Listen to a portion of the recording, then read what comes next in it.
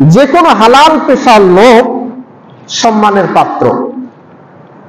বংশমর্যাদা নাও থাকতে পারে, গোত্র তার ছোট হতে পারে, দলীয় পরিচয় তার ছোট হতে পারে, রং সৌন্দর্য এগুলো তার কম হতে পারে, হালাল পেশা যদি তার থাকে এটাই হচ্ছে তার সম্মানের মাপকাঠি।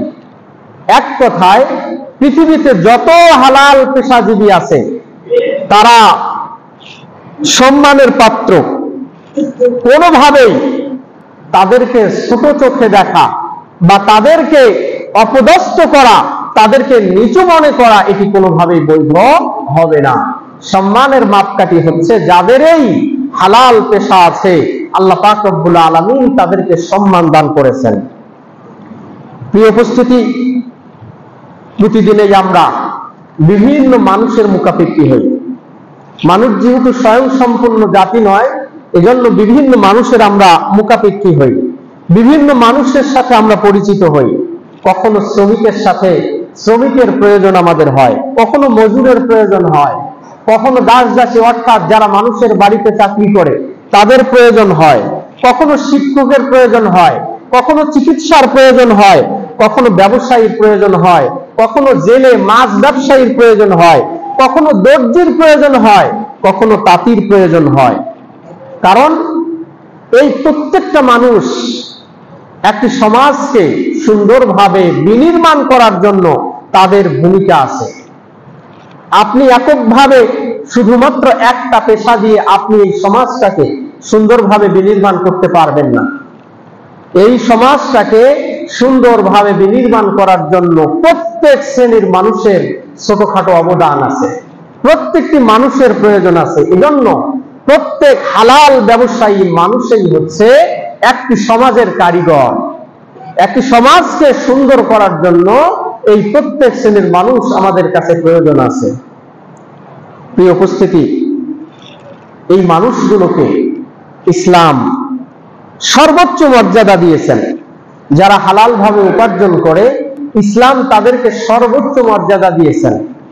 কারণ ইসলাম বলেছেন, ফরজ ইবাদতের পরে ইসলাম ঘোষণা করেছে ফরজ ইবাদত করার পরে অন্যতম দায়িত্ব এবং কর্তব্য হচ্ছে হালাল রিজিক অন্বেষণ করা, হালাল ব্যবসা বাণিজ্য করা।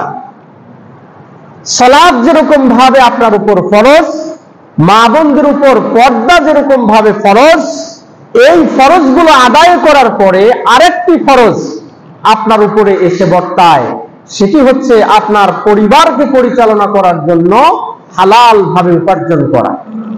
তো যে ইসলাম হালাল ভাবে উপার্জন করার প্রতি গুরুত্ব দিয়েছে, সেই ইসলাম কোনোভাবেই কোনো হালাল পেশার মানুষকে ছোট করে দেখতে পারে না এবং দেখেও নি। আল্লাহ বলেছেন, ফাইদা কুজিয়াতিস সালাত ফান্তাশিরু ফিল আরদ, হে পৃথিবীর মানুষেরা, যখন তোমরা সালাতকে সমাপ্ত করো, ফান্তাশিরু ফিল আরদ, তোমরা জমিনের মধ্যে বিক্ষিপ্তভাবে ছড়িয়ে যাও, ওয়াবতাগু মিন ফাদলিল্লাহ, এবং তোমরা তালাশ করো আল্লাহর অনুগ্রহ, আল্লাহর দয়া, অর্থাৎ ধন এবং সম্পদ। নামাজ শেষ করলেন, আপনাকে বলেনি নামাজের পরে মসজিদের মধ্যে সর্বদা আপনি জিকিরে জিকিরে থাকবেন। আপনার পরিবার আছে, আপনার সংসার আছে, আপনি ফরজ সালাত আদায় করেছেন, আপনি চাইলে আপনি মাঠের মধ্যে চলে যেতে পারেন, চাইলে আপনি সুন্নত সালাতটা মাঠের মধ্যে গিয়েও পড়তে পারেন, আপনি চাইলে বাড়িতে গিয়েও পড়তে পারেন, ফরজ সালাতের পরে আপনি চলে যেতে পারেন। ইসলাম আপনাকে আটকিয়ে রাখেনি। ইসলাম বলেনি আপনাকে এই কাজ কর্ম বাদ দিয়ে 24 ঘন্টা আপনি মসজিদের মধ্যে পড়ে থাকেন। আল্লাহ বলেছেন, ফাইদা কুদিয়াতিস সালাত ফান্তাশিরু ফিল আরদ ওয়াবতাগু মিন ফাদলিল্লাহ, তোমরা তালাশ করো আল্লাহর অনুগ্রহ, আল্লাহর দয়া, আল্লাহর অনুকম্পা। প্রিয় উপস্থিতি, দেখুন এই হালাল উপার্জন, নিজের হাতের কামাই করা, অন্যের উপর নির্ভরশীল না হওয়া, এটি ইসলাম উদ্বুদ্ধ করেছে। ইসলাম বলেছে রাসূল সাল্লাল্লাহু আলাইহি ওয়াসাল্লামের হাদিস, সহিহ বুখারীর হাদিস, মা আকালা আহাদুন তাআমান ফাত্তু খায়রান মিন আন ইয়াকুলা মিন আমালি ইয়াদিহি। কারো জন্য নিজ হাতের উপার্জন উপেক্ষা করে, নিজ হাতের উপার্জন অপেক্ষা উত্তম আহার আর কোনো এই পৃথিবীতে নেই। নিজ হাত দিয়ে উপার্জন করে যেই খাবার আপনি ভক্ষণ করবেন, সেই খাবার হচ্ছে এই পৃথিবীর মধ্যে শ্রেষ্ঠ খাবার। সুতরাং হাত গুটিয়ে বসে থেকে অন্যের উপর নির্ভরশীল হওয়া ইসলাম এটি আমাদেরকে শিক্ষা দেয় না। ইসলাম বলে জমিনের মধ্যে বেরিয়ে পড়ো, চাকরির তালাশে বেরিয়ে পড়ো, তুমি ক্ষেত খামারের মধ্যে চেষ্টা এবং প্রচেষ্টা চালাও, যে কোনো জায়গা থেকে হালাল উপার্জন যদি তুমি অন্বেষণ করতে পারো, এটি তুমি অন্বেষণ করে নিয়ে আসো। প্রিয় উপস্থিতি, হযরত আব্দুর রহমান ইবনে আউফ মক্কা থেকে হিজরত করে গেলেন মদিনায়। মদিনায় যাওয়ার পরে তেনার তো কিছুই ছিল না। হিজরত করে সব কিছু মক্কার মধ্যে ফেলে আল্লাহ এবং আল্লাহর রাসূলের ভালোবাসায়, ইসলামের ভালোবাসায় সব কিছু ত্যাগ করে চলে গেলেন মদিনায়। মদিনায় যাওয়ার পরে তিনি মানুষদেরকে বললেন, আমাকে মদিনার বাজারটা দেখিয়ে দাও। মদিনার বাজার কোথায়? বাজারটা দেখিয়ে দাও আমাকে। তিনি বাজারে গেলেন। বাজারে গিয়ে তিনি শ্রম দিয়ে তিনি নিজে উপার্জন করলেন।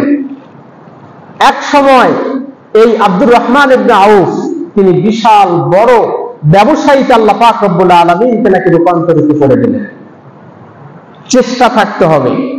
আজকের যুবক, আজকের ব্যক্তি, আজকের মানুষ আমরা হতাশ, আমরা আল্লাহর উপরে ভরসা রাখতে পারি না এবং সেই অনুযায়ী নিজের চেষ্টা এবং প্রচেষ্টাগুলোকে আমরা ব্যয় করি না। আমরা অন্যের উপর নির্ভরশীল হয়ে পড়ি। এই অন্যের উপর নির্ভরশীল হওয়াটা ইসলাম আমাদেরকে শিক্ষা দেয় না। প্রিয় উপস্থিতি, কথা একটাই, ইসলামের দৃষ্টিভঙ্গি হচ্ছে ইসলাম কখনো হালাল পেশাকে ছোট করে দেখে না। একজন ঝাড়ুদারকেও ছোট করে দেখে না, একজন রাজমিস্ত্রিকেও ছোট করে দেখে না, একজন কৃষককেও ছোট করে দেখে না, একজন কুলিকেও ছোট করে দেখে না। প্রত্যেক হালাল পন্থায় জীবিকা উপার্জনকারী ব্যক্তিকেই ইসলাম স্যালুট দেয়, ইসলাম সম্মান করে। ইসলাম তাদের ব্যাপারে একথা স্পষ্টভাবে বলে যে তোমরাই হচ্ছে এই সমাজ বিনির্মাণের মূল হোতা এবং মূল ব্যক্তি। প্রিয় উপস্থিতি, কারণ আল্লাহ রাসূল সাল্লাল্লাহু আলাইহি ওয়াসাল্লাম বলেছেন, হালাল রুজির জন্য পরিশ্রম করাটাও ইবাদত। হালাল রুজির জন্য পরিশ্রম করা এটি ইবাদত। আপনি মনে করতে পারেন যে আমি নামাজের মধ্যে যতক্ষণ সময় থাকলাম এটি মনে হয় ইবাদত। না, আপনার পরিবারকে সুন্দরভাবে পরিচালনা করার জন্য, আপনি হালাল রুজির জন্য আপনি মাঠে ঘাটে যতক্ষণ কাজ করেন, এই নিয়তটা যদি আপনার থাকে যে আমি হালাল ভাবে উপার্জন করব আর আমার পরিবারটাকে সুন্দরভাবে পরিচালনা করব, প্রত্যেকটা সময়, প্রত্যেকটা সেকেন্ড আল্লাহ পাক রব্বুল আলামিন আপনার ইবাদত হিসেবে গণ্য করে নেবেন।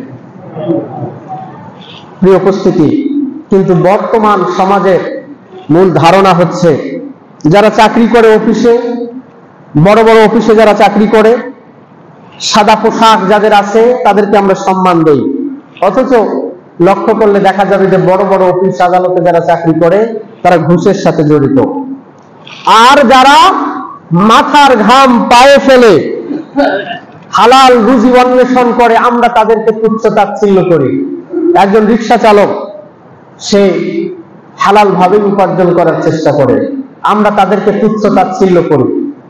একজন মুসি, একজন বাদাম বিক্রেতা, যারা হালাল ভাবে উপার্জন করার চেষ্টা করে, আমাদের মাধ্যমে তারা অনেক সময় লাঞ্ছনার শিকার হয়, অনেক সময় তারা বৈষম্যের শিকার হয়। কিন্তু ইসলাম এই অনুমতি আপনাকে প্রদান করেনি যে এই সমস্ত পেশার মানুষদেরকে আপনি তুচ্ছ এবং তাচ্ছিল্য করবেন। প্রিয় উপস্থিতি,